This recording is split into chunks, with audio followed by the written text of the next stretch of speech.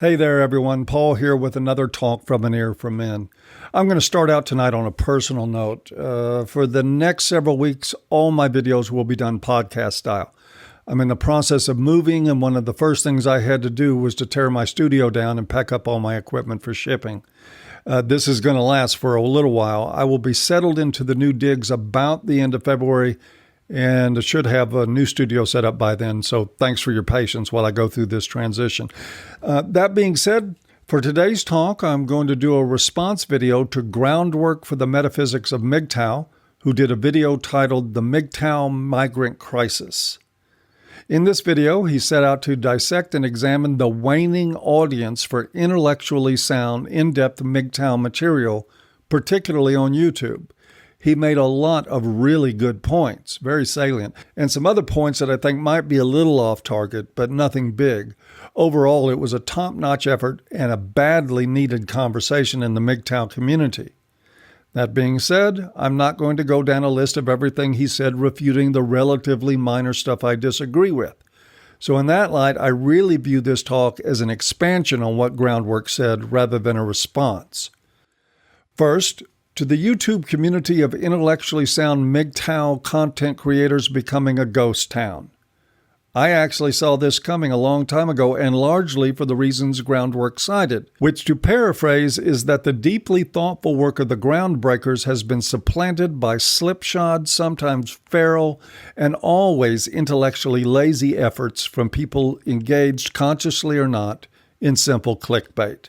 It's not just that these people are ushering in diminishing returns on the MGTOW message. They are literally constructing an echo chamber for people who are stuck emotionally on a hamster wheel of resentment. It's the exact opposite of the promise that MGTOW has always implied for me, which is freedom and emotional balance. Perhaps where I slightly disagree with Groundwork is that I don't see that much of a demarcation line between the old guard and the new. For sure, Barbarossa was a good deal more thoughtful and intellectually solvent than Sandman, but there's always been a streak of inconsistency in the YouTube MGTOW collective. I'll explain that more in a bit, but for now I have to divert and qualify, or at least try to, the difference between my views on MGTOW and my views on the YouTube MGTOW community, which are two very, very different things. For the sake of convenience, I'll point to the MGTOW YouTube community and identify it with where I think Groundwork was going, but did not actually say. MGTOW 2.0. MGTOW philosophy, at least as I interpret it, is not only an agent of freedom, it's a literal lifesaver. It's a path now diverting scores of men away from an ending in poverty, misery, and sometimes death. It leads its adherents to personal accountability and to a live and let live attitude. While for most men it centers on a rejection of traditional norms and oppressive institutions like marriage, it goes much further than that, into a much deeper understanding of the world we live in.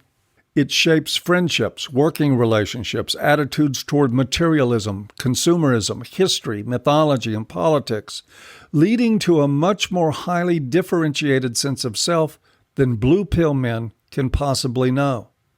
It is fluid and flexible without abandoning core principles and recognizes that those principles can only be identified by the individual outside of group consensus. MGTOW 2.0, however, is rigid, ideological, and myopic. The thrust of the content created by and for MGTOW 2.0 falls into the realm of conflict entertainment.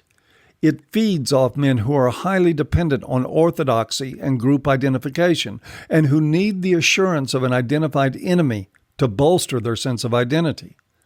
You can go through any number of MGTOW 2.0 videos, watch them, and then look at the symbiosis between the creator and the commenters. It's like rage bowling. The creator sets up the pins, the commenters knock them down and expand on the rage. Of course, I don't forget that this does serve a pretty valuable purpose. Most men don't end up binge-watching YouTube MGTOW videos in a vacuum. They get there, honestly enough, often driven by pain and bad experiences. The problem comes from MGTOW 2.0's endless propensity for wound scavenging. At some point, wounds have to be left alone if they're going to be allowed to heal. Constantly picking at them may feel like tending to them, but in reality, it is just delaying the healing. In this way, again, consciously or not, MGTOW 2.0 creators supply two things. One, a needed venting ground for newcomers, and two, a sufficient supply of grease for the hamster wheel of resentment so that newcomers not predisposed toward ever moving on will continue to have a home. In a nutshell, MGTOW 2.0 is blue pill thinking behind a red pill facade. With high audience turnover and misandric culture providing a constant influx, the simplistic, all women are bitches and hoes message was destined to become the fast food version of MGTOW. The Happy Meal being a bitch burger with a side of hoe fries and a Coca-Cola. Again, I'm not arguing against the idea that some men, depending on how fucked over they've been in life, may need a few rounds of this before they're hungry for something else. But I think if we're going to be honest, laying all this shit at the feet of people like Sandman is not particularly fair either.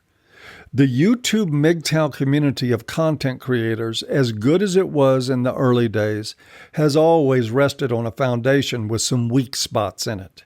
And I think those weak spots prove to be the birthing ground for what Groundwork is pointing to now. There was always an unaddressed contradiction in the YouTube MGTOW crowd when it came to biological determinism. The unspoken message was always that determinism ruled us all, that women, all women, were genetically programmed hypergamous whores, that there was no redemption for them, and that every woman you were with was a time bomb ticking down to the day she blew your life to pieces. At the same time, it was constantly postulated that men could just take the red pill and defeat their 6 million years of hominid evolution and 1,000 generations of social programming, that they could in fact break ranks from society and go their own way anytime they chose to do so. I'm not faulting the likes of Barbarossa, Man-Woman Myth, or other groundbreakers for that. I just don't think the MGTOW or MGTOW 2.0 communities have been ready to take on the cognitive dissonance. That may be changing. While Groundwork says that difficult intellectual pursuits command attention from a much smaller percentage of the population than simple, quickly digested tidbits of clickbait, I still recall a time when the audience for the really thoughtful stuff was microscopic but grew exponentially. What Groundwork is saying extends far past the 2.0 crowd into the general population. The great unwashed masses of people in the modern age will get impatient with most anything that makes them think or work. This is quite the quandary, considering most anything of benefit in life requires both thought and work. But still, I don't see this all so neatly explained by thoughtful MGTOW died because people are simple-minded. After all, there was a time when the thoughtful analysis of the lives of men was the most popular thing going. I think in part that analysis came to a stop because of the cognitive dissonance sparked when the idea of going your own way ran smack into the reality that men pair bond with women, and that for the vast majority of men, nothing is ever going to change that. Men who don't pair bond with women are either gay or a microscopic minority. Naturally, then, that leads to the theorem that any philosophy guiding the lives of average men is incomplete unless it includes options for proposed pathways to cooperative coexistence with women. And given that most men will seek exclusive relationships with women, that coexistence makes it necessary to develop strategies that maintain the basic benefits that MGTOW promised. Those benefits being peace of mind, self-determination, and personal freedom. MGTOW simply did not do enough to acknowledge this reality and rested instead on the idea that happiness and coexisting with women were wholly incompatible, thus opening a wide door for MGTOW 2.0. I'm sure that some will object to this line of reasoning. Better still, some will incorrectly interpret this as marriage advocacy, which it certainly is not. It is simply putting forth the idea that if your concern is reaching a larger audience of men with something other than clickbait, if your concern is not having the more intellectual side of MGTOW fade away as mindless pablum takes over, you are better off accepting the reality of men's lives and meeting them where they are, rather than where you think they ought to be. That should not be an affront to men who swear off women completely or guys who are quite content with the pump and dump. There are men who adjust to that lifestyle well, though they are not, in my experience, ones who need constant reinforcement for living that way. That leaves them prone to seeing MGTOW material more for entertainment value than educational. Thus, it is no real loss to the audience hungry for more intellectual depth. This crossroads, in part, leads us to the great wall that MGTOW encountered, even as the most vocal proponents pretended it wasn't there. We ran into a shit or get off the pot scenario, and most thoughtful MGTOW got off the pot. Not saying I blame them either. When your entire public identity is predicated on the woman bad, man good model, it creates a bit of a sticking point in what you're willing to assert publicly. When your audience depends on you to reinforce their notion that all women are worthless, that biological determinism lords over us all unchallenged, then woman bad, man good is about as far as you can go without taking a nosedive into your own contradictions. You can reinforce that mindset with critiques of feminism, traditionalism, family law, and the like, but all that will just serve as a background for a very simplistic message. You can't talk much about how to deal with women interpersonally because the ongoing subtext is that you should not be dealing with them at all, except perhaps to fuck them. Again, I'm not faulting that at all. I'm just making the unassailable point that quickly diminishing returns from this position are inevitable. There just isn't enough men to whom these things apply. And for those that it does apply, the redundancy becomes intolerable to all but those who are most dependent on recycling resentment. Thus, the very crowd that Groundwork alluded to in his video. And this is where you not only get some of the infighting, you also get a propensity to veer off onto things like, say, attacking MRAs for the unholy act of trying to change the system, even if they're largely saying the same things you are. Lives that depend entirely on groupthink, group consensus, and identified enemies are most vulnerable to the clickbait strategy. We see this in MGTOW 2.0 as clearly as it is in the social justice crowd. In fact, there are so many parallels between 2.0 and SJWs that it could make its own video, or even a series of them. I won't be doing that series. Instead, I want to focus on where I think the groundbreakers of MGTOW thought they were pointing to begin with my own personal interpretations that apply to my life. I'm going to close this talk by referring you to the low bar for a link to a video I did called The Real History of MGTOW. I did this for the 2.0 crowd, the ones who may come into the comments here to tell me, or all of us actually, what MGTOW is really about, ironically according to their group consensus.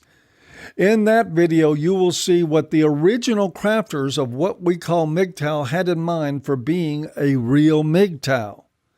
Their mandate was to man up, to act more masculine, something most MGTOWs now, 10 years later, would just raise their middle fingers to. The point here is that I think it proves what I've been saying since 2008 when I started writing on this subject. The only way to go your own way is just that, your own way. No one else can choose it for you. And you are well advised to raise that middle finger to anyone who tries. That alone should prevent you from trying to do it to anyone else. And that is it from my talk today from An Ear for Men. As always, I do hope you've enjoyed, even if you haven't, and we'll see you next time.